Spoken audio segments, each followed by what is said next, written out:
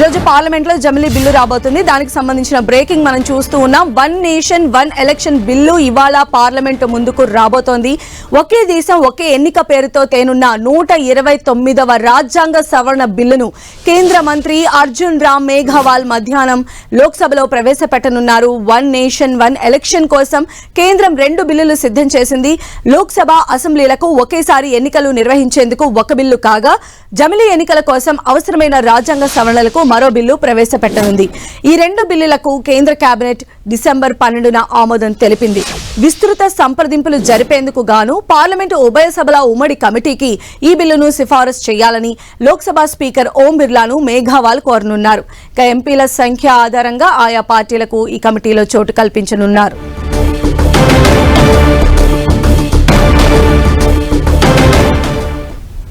So ఈరోజు జమిలీకి సంబంధించిన bill parliament లో రాబోతోంది. మేఘవాల్ దీనికి సంబంధించి పార్లమెంట్ లో ప్రొసీడింగ్స్ స్టార్ట్ చేయబోతూ ఉన్నారు. మరిన్ని అప్డేట్స్ తెలుసుకుందాం. మా ప్రతినిధి గోపి మనకు అందుబాటులో ఉన్నారు. గోపి,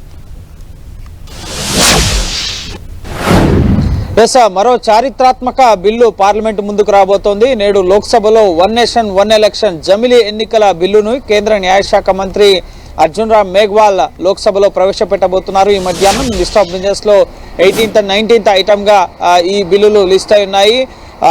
ఇటు యూనియన్ టెరిటరీస్ అమెండ్మెంట్ యాక్ట్, అలాగే రాజ్యాంగ సవరణ, రాజ్యాంగంలోని 129వ ఆర్టికల్ ని సవరిస్తూ చేసే ఇంకా ప్రతిపాదిత బిల్లుని ఈరోజు ఈ 2 బిల్లుల్ని కూడా అర్జున్ రామ్ మేఘవాల్ సభ ముందు ప్రవేశపెట్టబోతున్నారు. దీనిపై విస్తృత చర్చ జరగాలని చెప్పి కేంద్రం కోరుకుంటుంది. అందులో భాగంగా ఈ బిల్లుల్ని ప్రవేశపెట్టిన తర్వాత దీన్ని జాయింట్ పార్లమెంటరీ కమిటీకి రిఫర్ చేయాల్సిందిగా స్పీకర్ను కోరబోతున్నారు. సంఖ్యాబలాల ఆధారంగా పార్లమెంట్లో ఆయా పార్టీలకు ఉన్న సంఖ్యాబలాల ఆధారంగా జాయింట్ పార్లమెంటరీ కమిటీలో ఉభయ సభలకు సంబంధించిన ఎంపీలు కూడా ఉండడం జరుగుతుంది. సో సంఖ్యాబలం ఆధారంగా ఏ పార్టీకి సంబంధించిన వారు ఎంతమంది ఉంటారు అనేది స్పీకర్ అలాగే రాజ్యసభ చైర్మన్ డిసైడ్ చేస్తూ జేపీసీని నిర్ణయించడం జరుగుతుంది. అయితే ఈ రోజు చాలా కీలకమైన బిజినెస్ కాబట్టి బీజేపీ, కాంగ్రెస్ అలాగే ఎన్డీఏ భాగస్వామ్య పక్షాలు విప్ జారీ చేయడం జరిగింది. తప్పకుండా సభా సమావేశాలకు ఈరోజు ఖచ్చితంగా ఎంపీలంతా హాజరు కావాలని చెప్పి బీజేపీ, కాంగ్రెస్ తమ పార్టీ ఎంపీలకు విప్ జారీ చేసింది. టీడీపీ కూడా తమ ఎంపీలకు విప్ జారీ చేసిన పరిస్థితి.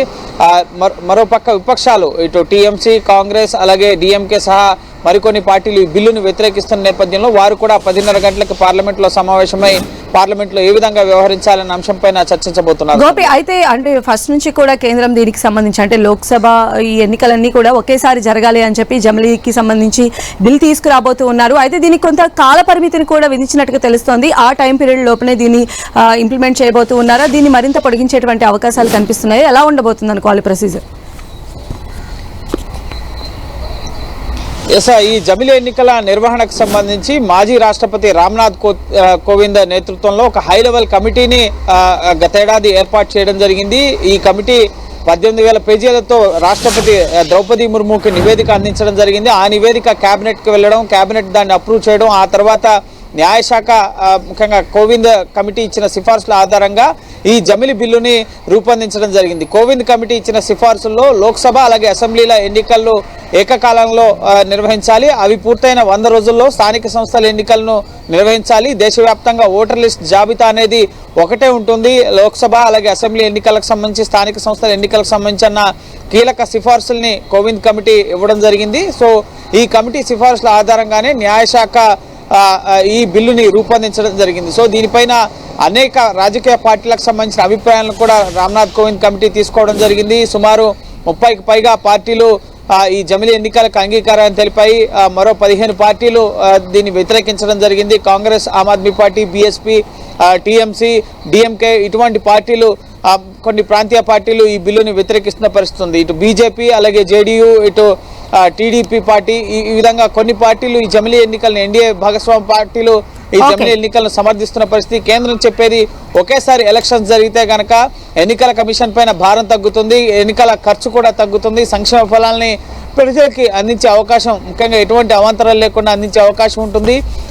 సో అభివృద్ధి వేగవంతం అవుతుందని చెప్తుంది ప్రభుత్వ వాదన. సో చూడాలి, స్టాండింగ్ కమిటీకి జేపీసీకి రిఫర్ చేసిన తర్వాత 6 నెలలలో ముఖ్యంగా కేబినెట్ ఆమోదం పొందిన తర్వాత 6 నెలల్లోపు బిల్లు ప్రవేశపెట్టాలి. సో ఈ రోజు బిల్లు ప్రవేశపెడుతున్నారు కాబట్టి జేపీసీ చేసే సిఫార్సులు, సలహాలు, సూచనలు వీటన్నిటిని కూడా పరిగణలోకి తీసుకుని బిల్లులో కొన్ని మార్పులు చేయడం జరుగుతుంది. ఆ మార్పుల ద్వారా పార్లమెంట్ లో ఉభయ సభల్లో కూడా బిల్లు ఆమోదం పొందాల్సి ఉంటుంది. అలాగే రాష్ట్రాల అసెంబ్లీలు కూడా తీర్మానాలు చేయాల్సి ఉంటుంది. ఎందుకంటే చాలా కీలకమైన రాజ్యాంగ సవరణలు ఈ జమిలీ ఎన్నికల సందర్భంలో చేయాల్సి ఉంటుంది. కాబట్టి జనగణన కావాలి, డిలిమిటేషన్ పూర్తి కావాలి, మహిళా రిజర్వేషన్, మొత్తం ఈ ప్రాసెస్ అంతా పూర్తయ్యేందుకు 2029 నాటికి ఈ ప్రక్రియ సాధ్యమవుతుందని చెప్పి కోవింద్ కమిటీ సిఫార్సు చేసింది. కాబట్టి సో 2029లోనే జమిలీ ఎన్నికలు సాధ్యమయ్యే దిశగా అయితే కేంద్రం ఈ బిల్లుని తీసుకురాబోతోంది. రైట్ గోపి.